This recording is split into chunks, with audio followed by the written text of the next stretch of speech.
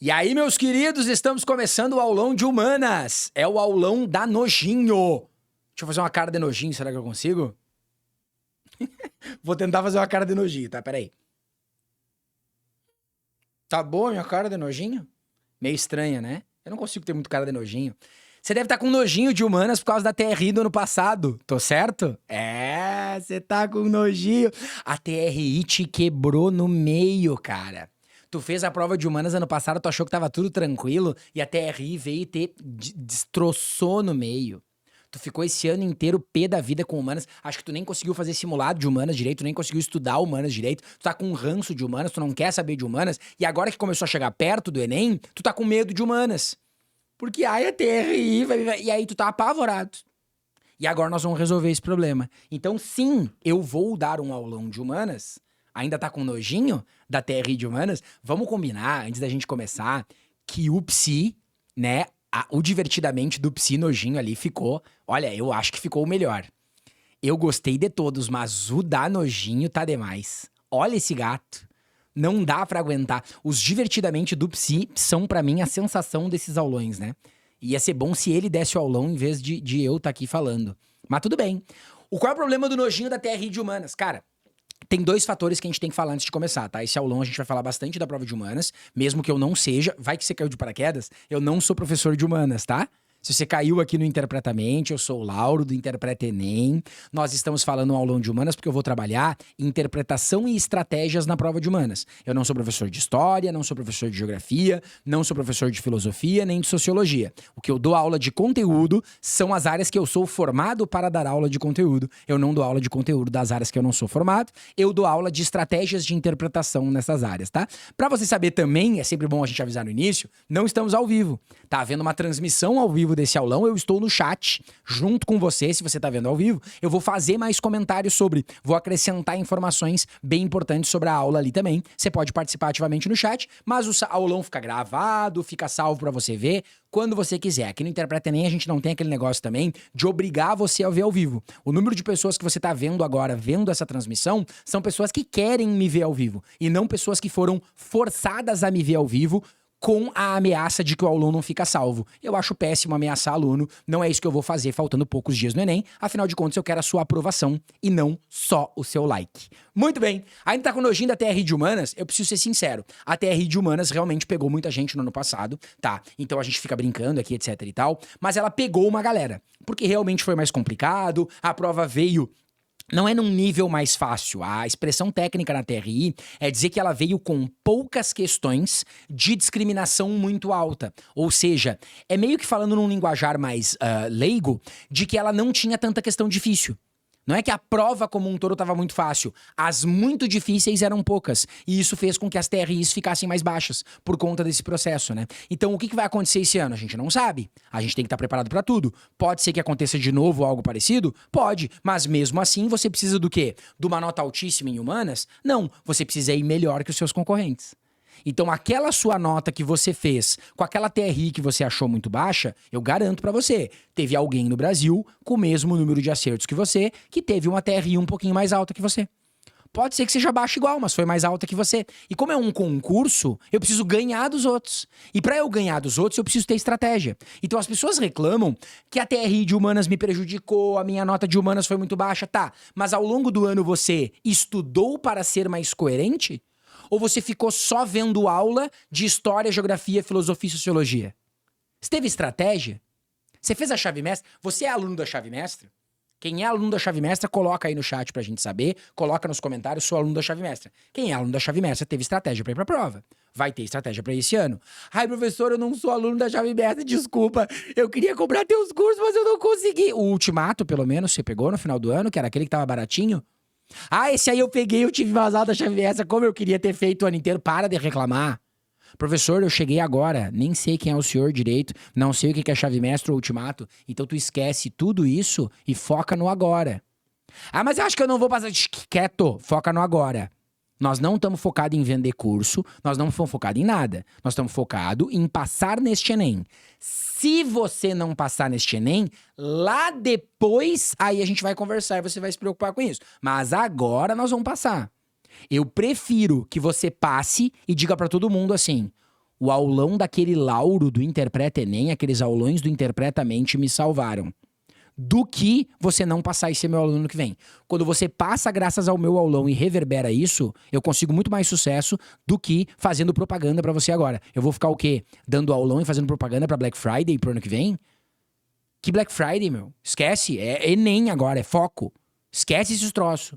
Ah, mas o cursinho tal tá fazendo. Então talvez tu devesse... Não vou nem falar. Primeira dica. Uma prova mais fácil é sempre pior pra coerência da TRI. Precisamos nos conscientizar disso.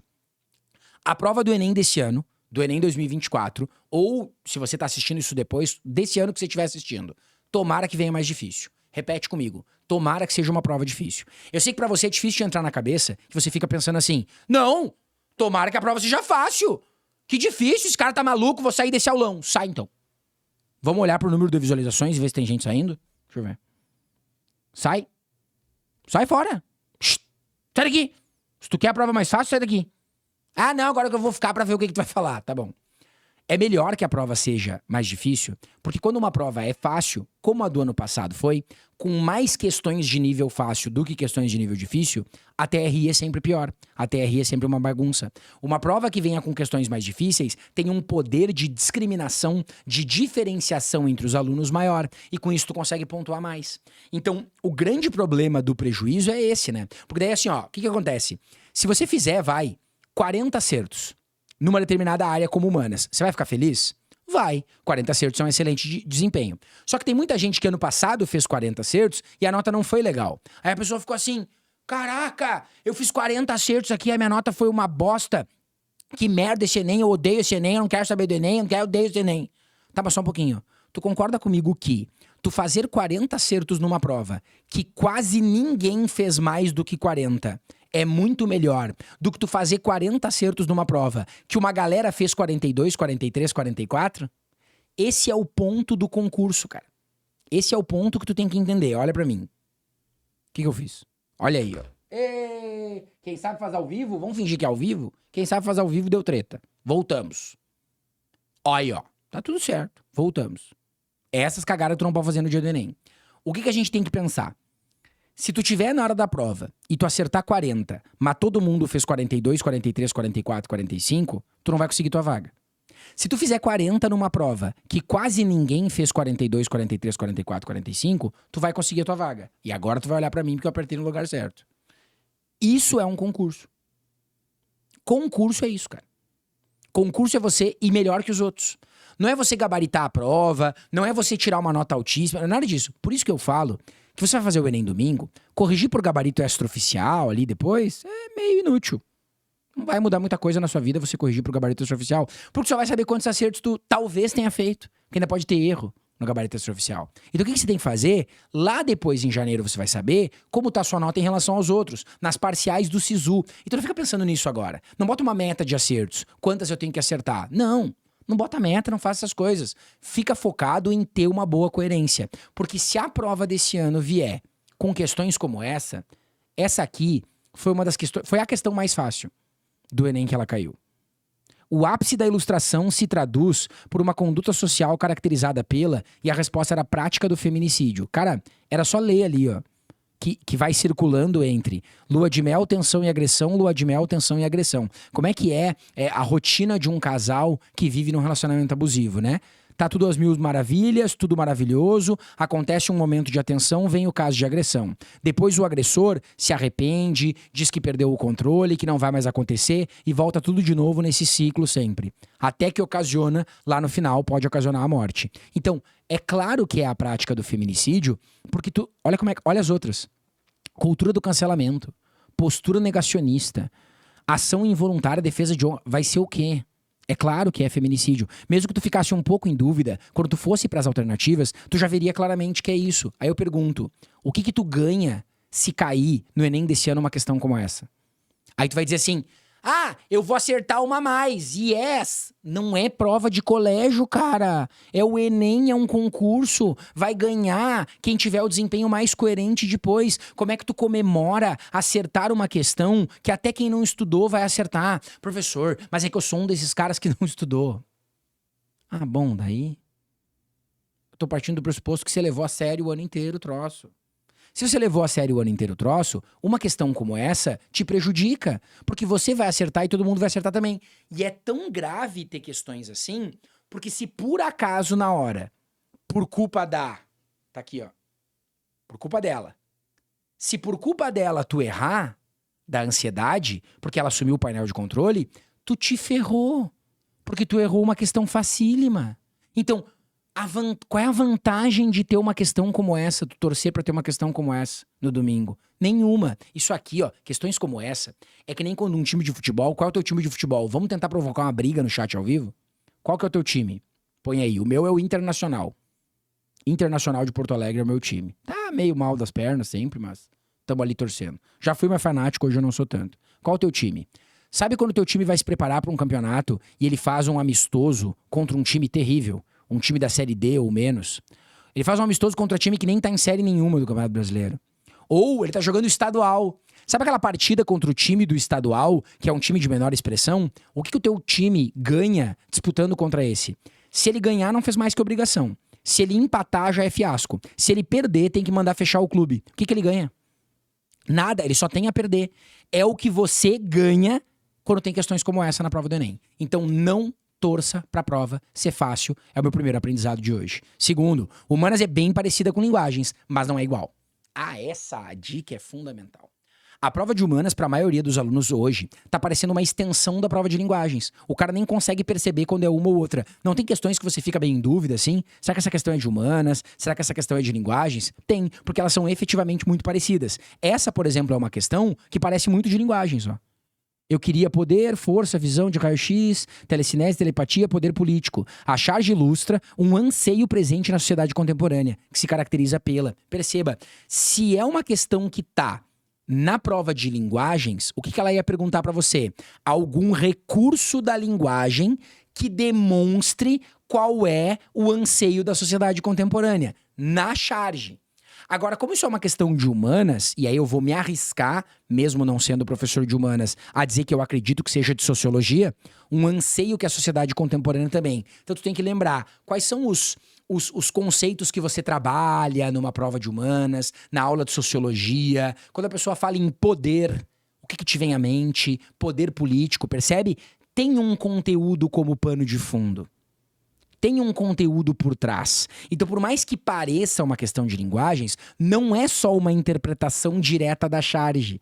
É uma questão que está envolvendo um contexto de conteúdo por trás. Então, o que você vai fazer? Ó? A charge ilustra um anseio presente na sociedade contemporânea. Qual é o anseio que nós temos hoje? Eu queria poder. Tá, mas qual é o poder que você quer? Se você pudesse ter um superpoder, o que você queria? Uma super força? Uma visão de raio-x? Telecinese, telepatia? Queria ficar invisível? O que você queria? Não, eu queria poder político. Ó, então a gente já começa a puxar conceitos. Eu queria poder político. Eu queria que democraticamente eu tivesse algum poder, né? Qual é o poder que a gente tem hoje? A gente tem o poder do voto.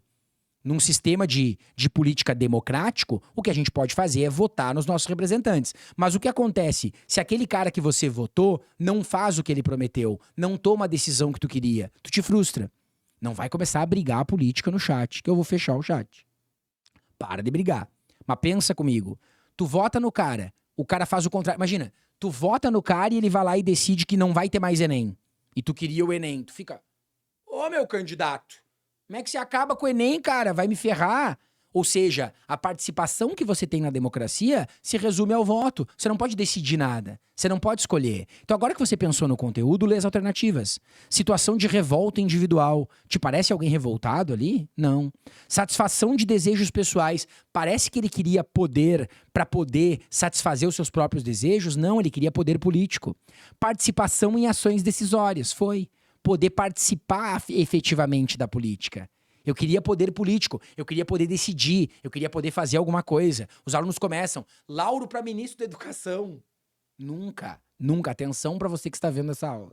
Vou falar abertamente. Eu jamais, é um compromisso que eu estou assumindo. Eu jamais vou entrar para política em hipótese alguma. Você nunca vai ver o Lauro vereador. Nunca vai ver o Lauro deputado de nada, prefeito, governador, presidente, ministro da Educação, nunca! Se um dia eu virar, esse corte vai pegar, né? Nunca!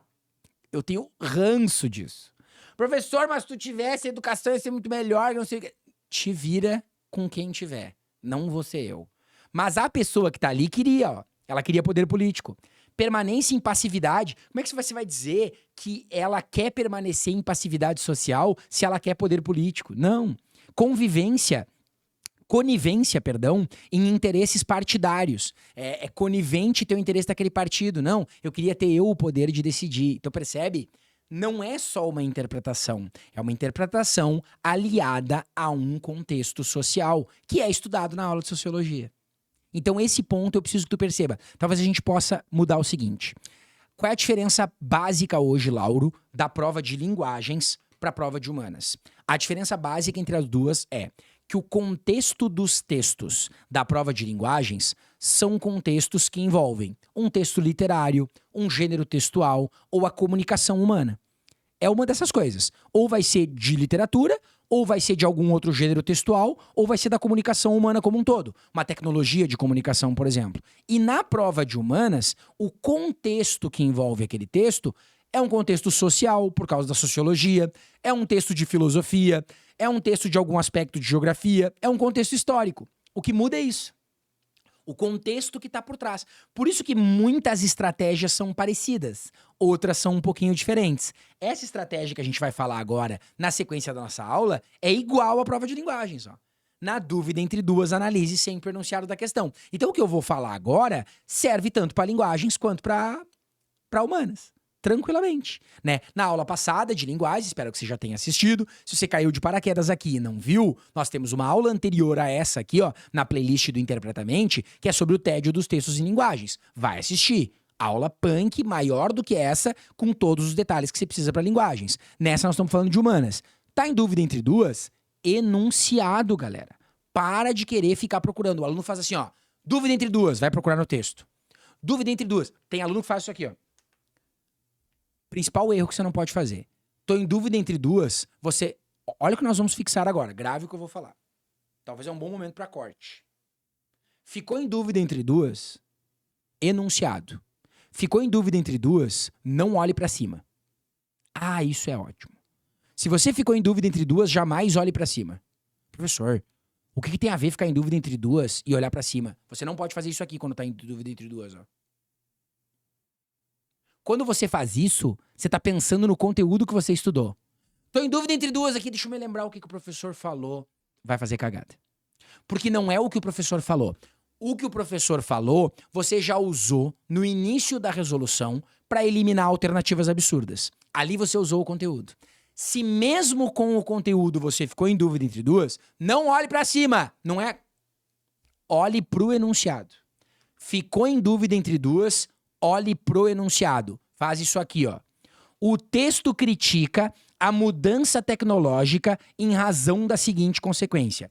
Não deveria, mas vou entregar de graça uma das principais estratégias da chave mestra.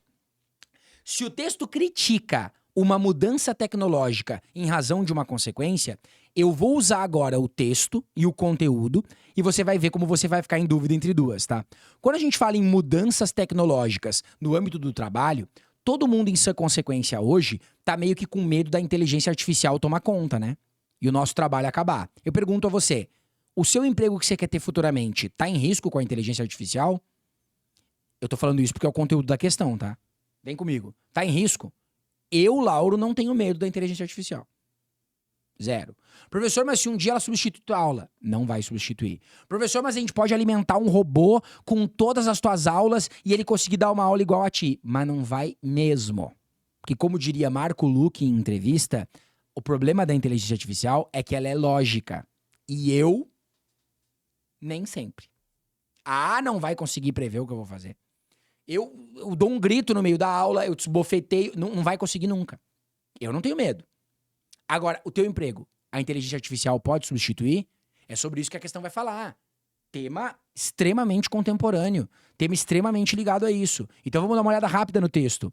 Por trás da mágica do Google Assistant, de sua capacidade de interpretar 26 idiomas, está uma enorme equipe de linguistas, distribuídos globalmente trabalhando como subcontratados. Não é como é que fez aquilo para perceber. Tem gente trabalhando por trás, que devem rotular tediosamente, opa, a aula do tédio foi ontem, os dados de treinamento para que funcione. Eles ganham baixos salários, são rotineiramente forçados a trabalhar horas extras não remuneradas. Então tem alguém sendo explorado para fazer aquilo ali, né? A inteligência artificial não funciona como um pozinho mágico. Ela funciona por meio de trabalhadores que treinam algoritmos incansavelmente até que eles automatizem seus próprios trabalhos. Então, o que o texto está criticando, se eu levar em consideração o contexto que a gente pensou aqui e o texto? Letra A. Está criticando a mudança da tecnologia em razão de consequência da diversificação da função? Não, ele não está criticando a diversificação da função, ele está criticando que as pessoas têm que fazer aquilo e que o robô vai assumir o trabalho dela. Mobilidade da população? Acho que também não, né? Tá criticando o fato de que a população não pode se mover, talvez se fosse uma discussão sobre home office e trabalho presencial, mas não. Autonomia do empregado, de certa forma sim, né? Porque fala no texto que eles perderam a autonomia, não fala? Ele é forçado a trabalhar, tá em destaque ali, ó. Forçado a trabalhar pro robô fazer aquilo. Tá perdendo um pouco da autonomia. Letra D, concentração da produção. A produção fica concentrada? Acho que não.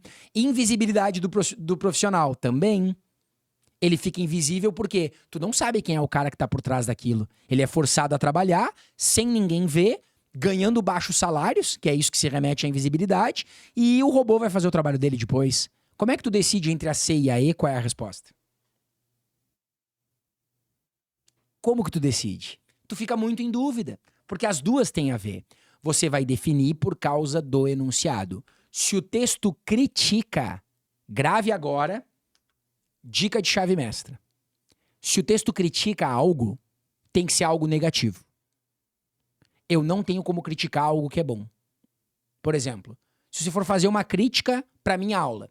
Odeio o Lauro, vou criticar ele. Você tem que criticar algo que eu faço de ruim. Eu não gosto quando no meio da aula, do nada, o Lauro dá um grito, me assustando. Isso me irrita. Tá. Você pode criticar isso. É algo negativo, algo que você não gosta. Agora, você vai criticar o quanto o Lauro explica bem. Nossa, eu odeio como ele explica bem demais. Não dá, né? Bah, odeio a aula do Lauro porque ele prende a minha atenção. Tá, mas isso aí não é uma coisa boa? Então você não pode criticar. Criticar tem que ser algo negativo. Então sabe qual é a primeira coisa que eu faço numa questão de humanas? Quando ele tá perguntando uma crítica, eu elimino aquilo que é positivo. Tu não concorda que a autonomia do empregado é algo positivo?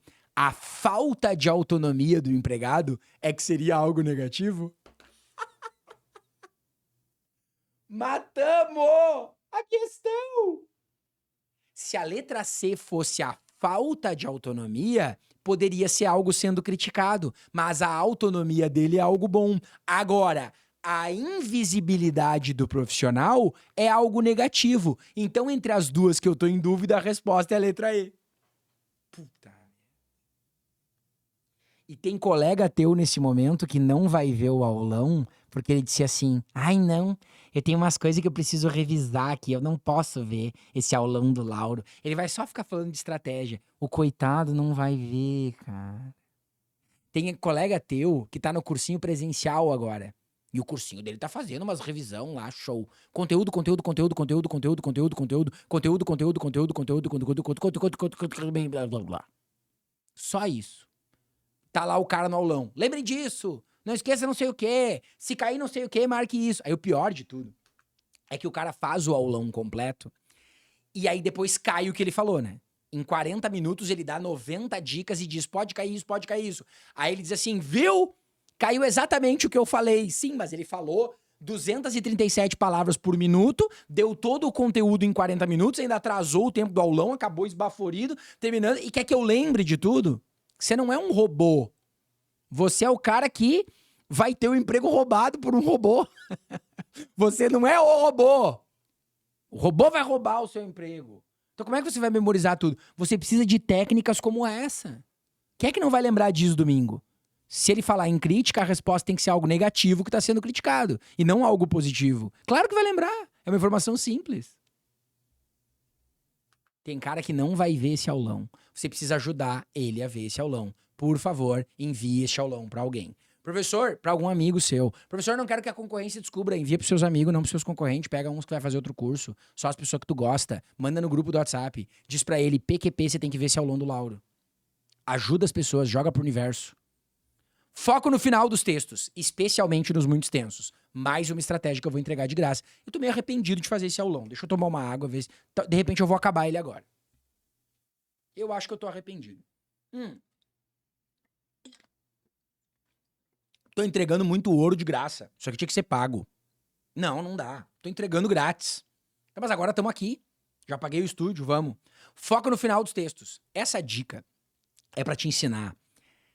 Sempre que um texto muito longo de humanas, a resposta dele, quando tiver no texto, provavelmente está no final. Perceba que eu não tô falando sempre, eu não tô dizendo todas as vezes, não é uma regra 100% à prova de falhas, é uma tendência. E por que eu estou te ensinando isso? É um macetão? É um hack? Macete do Lauro, hack do Lauro. Porque eu perco o controle de como isso aqui vai se espalhar. Daqui a pouco, em vez de mandar o aulão, tu vai só dizer pra um amigo teu assim, ó, o Lauro falou que na prova de humanas a resposta tá sempre no final. Não foi isso que eu falei. Merda. Que saco. Não foi. Ó, presta atenção. Quando a gente escreve um texto, principalmente se ele é um texto argumentativo, tá? Não pensa na redação, pensa em textos gerais, artigo de opinião, crônica e tal. Eu sempre tenho que fazer duas coisas nesse texto. Eu preciso contextualizar sobre o que eu tô falando, pra na sequência dar minha opinião. Imagina que eu vou dar minha opinião pra você sobre alguma coisa aleatória. O que eu poderia dar minha opinião? Sobre corrigir com gabarito extraoficial. Lauro, tu é contra ou a favor corrigir com o gabarito extraoficial? Tu perceba que antes de dar a minha opinião, eu vou precisar contextualizar pra quem tá perdido. Galera, é o seguinte, ó, o gabarito do Enem sai só depois da segunda prova. Então, entre a primeira e a segunda prova, você não tem o gabarito oficial da primeira prova. Por isso surgem os gabaritos extraoficiais da internet, que geralmente têm muitos erros, tanto de linguagens quanto de humanas. Eu preciso dar este contexto. Depois que eu dei esse contexto, eu vou dar a minha opinião. Eu, se fosse você, não corrigiria por gabaritos extraoficiais, porque isso só vai servir para aumentar a sua... Bem no centro aqui. Só vai servir para aumentar a sua ansiedade, não vai te ajudar em nada. Então, depois que eu contextualizei, eu dou minha opinião e não o contrário. Eu não dou minha opinião primeiro e digo, galera, se eu fosse vocês, eu não corrigiria por gabarito extraoficial, porque só vai aumentar a sua ansiedade. Ah, só um pouquinho, deixa eu contextualizar pra quem tá perdido. Não. Primeiro eu contextualizo, depois eu dou minha opinião. Num texto de prova de humanas, ele sempre vai perguntar sobre a opinião do cara, sobre o que efetivamente ele quer dizer que tá no final. O início vai ser só a contextualização. Então, sempre que eu tiver um texto, especialmente se ele for muito longo, como esse que eu vou mostrar aqui agora, sempre que eu tiver um texto assim, ah, professor, esse aí não é tão longo. Imagina que na prova de humanas vai ter outros maiores ainda e tu vai treinar. Provavelmente a resposta tá ali onde tá a marcação em verde, ó.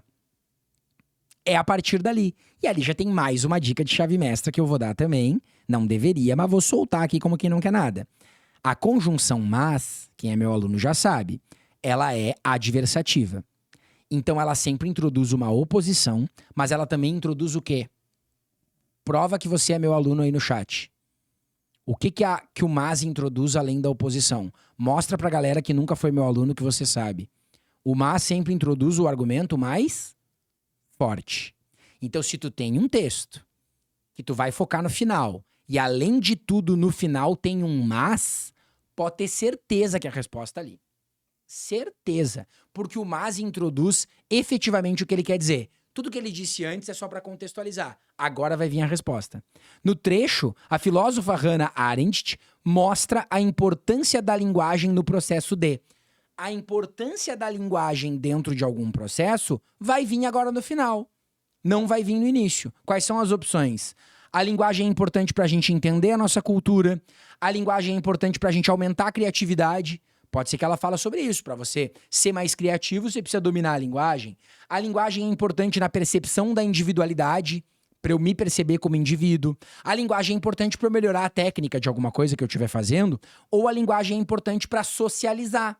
Sem usar a linguagem, a gente não tem como socializar, né? Provavelmente ela vai estar falando em relação à linguagem humana como um todo, né? Percebe o que eu falei no início desse aulão, né? A prova de humanas é parecida com linguagem, mas não é igual. Não parece uma questão de linguagens? A importância da linguagem. Mas é a importância da linguagem na constituição do ser humano vivendo em sociedade. Então, para que a linguagem é importante na opinião dela? Pode ser que tenha várias coisas aí que a linguagem é importante. Pra gente entender a nossa cultura, pra gente aumentar a criatividade, pra nos percebermos como indivíduos, pra melhorar a nossa técnica de fazer alguma coisa ou pra construir o nosso convívio social. Vamos ver o que vem no final do texto e depois do mas. Mas homens no plural. No plural. Então já não é a percepção da individualidade, né? Você consegue pegar isso? Homens no plural, isto é, os homens que vivem e se movem e agem nesse mundo, só podem experimentar o significado das coisas por poderem falar e ser inteligíveis entre si e consigo mesmos. Então eu só consigo experienciar tudo que tem no mundo porque eu consigo me relacionar contigo falando, através da linguagem. Qual é a alternativa que fala que a linguagem é importante para a relação com as outras pessoas? Construção da sociabilidade. Resposta letra E. Não vai te dar muito mais segurança se tu fizer isso na hora da prova? Eu queria ver emojizinho de cérebro explodindo. Adoro ver emojizinho de cérebro explodindo. Porque daí significa que eu realmente te impactei. Senão eu só fiz um aulão idiota. Se tu ler o restante do texto, ó, sempre que a relevância do discurso entra em jogo, a questão torna-se política por definição. É o discurso que faz do homem um ser político. É tudo que os homens fazem, sabem ou experimentam. Só tem sentido na medida em que pode ser discutido. Haverá talvez verdades que ficam além da linguagem e que podem ser de grande relevância para o homem no singular. Isto é, para o homem que, seja o que for, não é um ser político. Não fica muito claro pra gente nada. Talvez algum apontamento. A partir do mas, fica muito claro. Que é sobre o social. Não é sobre melhorar a técnica, não é sobre entender cultura, não é sobre ser criativo, não é sobre a individualidade, é sobre o social.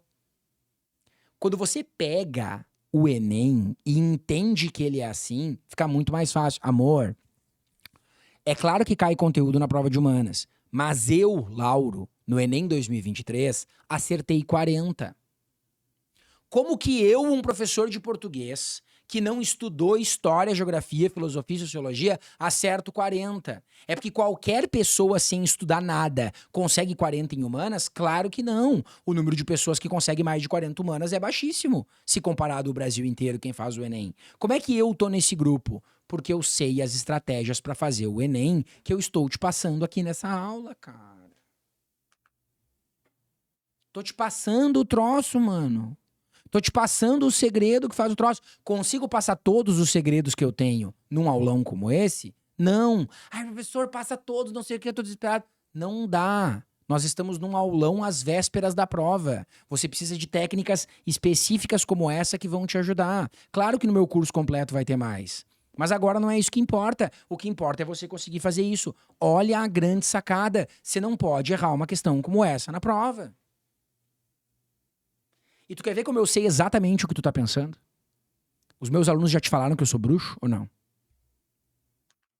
Eu sou bruxo e sei exatamente o que tu tá pensando. Tu chegou no final desse aulão, ele tá quase acabando, e aí tu olhou e disse assim: tá, mas essas aí eu acerto. São boas as dicas dele e tal, mas essas questões são facinha. Essas questões pra mim não tem problema. Eu quero saber se ele faz aquelas ferradas mesmo. Que tem que saber o troço. Eu sei tanto que é isso que tu tá pensando, que eu preparei a próxima tela isso. As teóricas de filosofia e decoreba de geografia são as mais difíceis. Então, na prova do Enem, eu sempre falo sobre isso. Na aula de linguagens passada, falei sobre artes e poemas, que devem ser as mais difíceis. Se você não viu a aula, vai lá ver. Agora tem as teóricas de filosofia, quando aparece um texto de filosofia, não como esse que a gente viu, que era fácil de ler.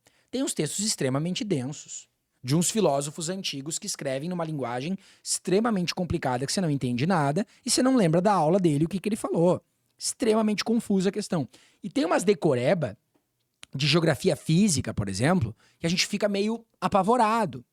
Porque, pô, se tu vai estudar nessa pegada mais, assim, né, humanas, competências e habilidades, estratégias de interpretação, vem um conteúdo 100% decorado, você fica meio apavorado. Mas eu vou dizer pra você, não fica apavorado. É uma questão provavelmente mais difícil na TRI, ou talvez até vai ser uma questão descartada. Todo mundo que tá aqui nesse aulão sabe que tem questões do Enem que valem 0 pontos?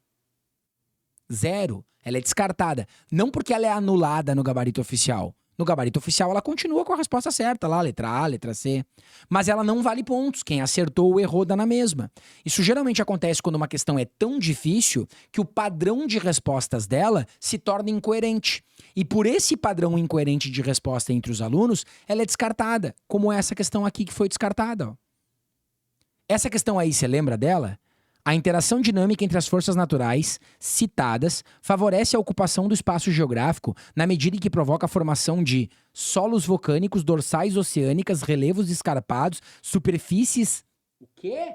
Lateríticas e dobramentos modernos. Eu lembro que eu fazendo esse Enem, salvo engano é o 2022, eu olhei e fiz assim, meu Deus, como é que algum ser humano vai saber isso, cara? Não tem como. Aí eu tentei achar no texto, né? As forças tectônicas dentro da litosfera, controladas pelo calor interno das profundezas, geram terremotos, erupções e soerguimento de montanhas. As forças meteorológicas dentro da atmosfera e da hidrosfera, controladas pelo calor do sol, produzem tempestades, inundações, geleiras e outras... Que? Agentes de erosão. Eu lembro que eu chutei dobramentos modernos nessa questão. Fazia ideia. Mas eu lembrei de alguma coisa dos dobramentos modernos. Acho que eu pensei ali nas montanhas. Responde no chat se eu tô certo, que eu não sei. Tem a ver o surgimento de montanhas com os dobramentos modernos? Ou eu tô falando uma besteira completamente absurda? Não sei, não sou professor de geografia. Mas eu olho pra uma questão dessa e fico pensando assim, como é que alguém sabe isso, cara? Aí vai ter o nerd, né? Eu sei, professor, porque os solos vulcânicos são os responsáveis por não sei o quê, babá. É capaz de alguém comentar, essa aí era fácil. Mas ela foi descartada, ela valeu 0.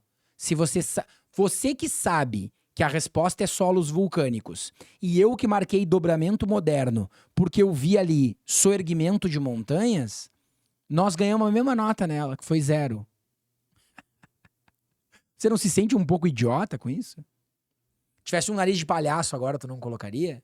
Tu que sabia, estudou pra caramba, ficou essa semana, em vez de vir no aulão do Interpretamente, você ficou vendo o aulão do seu cursinho, que era ao vivo ou presencial e não ia ficar gravado, pra eles te pressionarem a ver, e tu tá vendo o meu gravado agora, em vez de ver ao vivo. E aí tu ficou lá vendo isso, né? Esse conteúdo. Tu não te sente um idiota, assim, de saber tudo isso, e eu que não sabia, tirei a mesma nota que você daí? Nossa, professor, eu acho isso assim, ó, o ápice da injustiça. Isso é extremamente injusto, eu odeio o Enem. Legal, mas o Enem é assim. Você vai fazer o quê? Se preparar pra ele ou continuar reclamando no Twitter? Hã? Quem sabe a gente se prepara pro Enem como ele é e não ficar desejando como a gente queria que ele fosse? Que tal, hein? Que tal só dessa vez, em vez de ficar pensando como a gente queria que o Enem fosse, a gente se prepara de verdade pra ele e não decorando um monte de conteúdo achando que é isso que vai nos colocar na universidade? Que tal só dessa vez? Pra gente perder o nojinho da terrinha em humanas. Chegou no final desse aulão se sentindo um pouco mais trouxa, mas pelo menos um pouco mais preparado? Você concorda comigo que se você fizer as técnicas que eu te ensinei nesse aulão, você vai estar muito mais preparado para enfrentar o Enem do que você estava em outros anos? Então é isso que eu preciso, cara. Encerramos o nosso aulão de humanas. Tá aparecendo aí para você, nós estamos no Interpretamente, tá? Vai ter aulão de todos os Divertidamente do Psi.